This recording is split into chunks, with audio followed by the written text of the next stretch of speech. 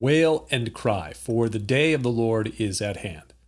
That sounds ominously spectacular. Get your coffee.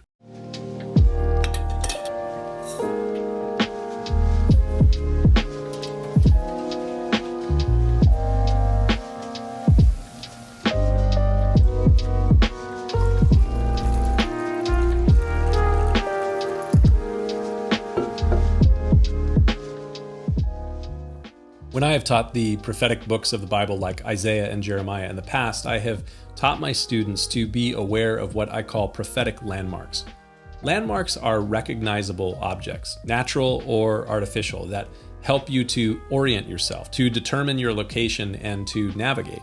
Prophetic landmarks help you to do very much the same thing as you read through prophetic literature, and perhaps to even navigate through the events of this world at this time when you see that there are things described in the Bible that have a connection to the things that are happening in our day.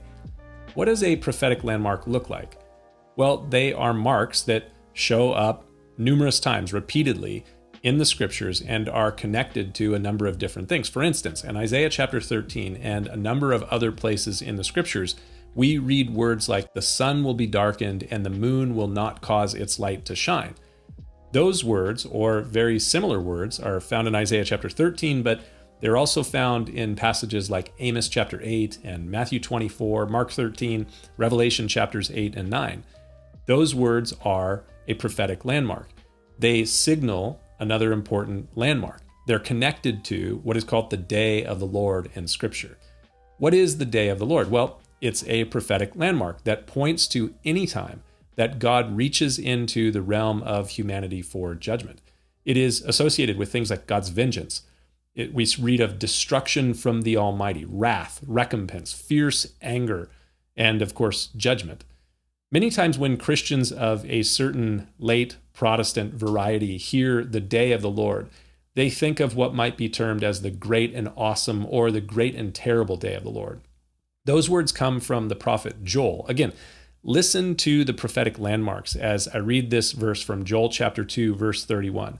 The sun shall be turned into darkness and the moon into blood before the coming of the great and awesome or great and terrible day of the Lord. Those are pretty ominous words.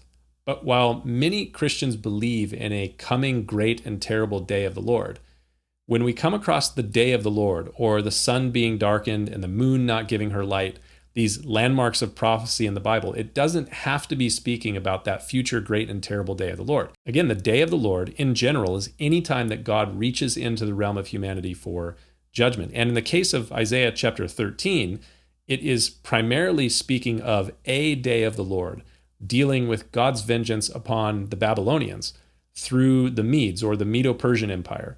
An event that has an actual date in history, some 2,560 years ago this week. The Medes and the Babylonians battled between the end of September and the end of October in 539 BC. Ultimately, the Babylonians fell to the Medes or the Medo-Persians. But here's what's fascinating. To many people, it was just an earthly battle. A battle that is recorded in ancient histories like those from Herodotus or Xenophon or found on the Cyrus Cylinder and of course in the book of Daniel or other places in the Bible. But actually this event, this battle between two nation states, it is a day of the Lord's vengeance. And here's what's even more amazing. It was foretold by God through the prophet Isaiah more than 150 years before it happened. More than a century before Babylon would even become a dominating power in the region, way before the Medes would eventually conquer them. More than 150 years before Cyrus's armies would overcome Nabonidus at the Battle of Opis, Isaiah would see a vision and receive a burden from the Lord against Babylon. He would cry out and say, "Wail, for the day of the Lord is at hand."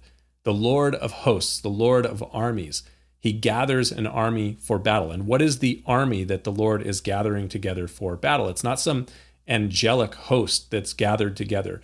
He says in Isaiah 13:17, "Behold, I," God speaking, "I will stir up the Medes against them," against the Babylonians. In history, it looks like an ancient battle between two nation states in what is now modern-day Iraq. It literally was the Iran-Iraq War version 1.0 in 539 BC. But behind the veil in the spiritual realm, that realm that many naturalists don't believe in. We read, "Behold, the day of the Lord comes, cruel and with both wrath and fierce anger, to lay the land desolate.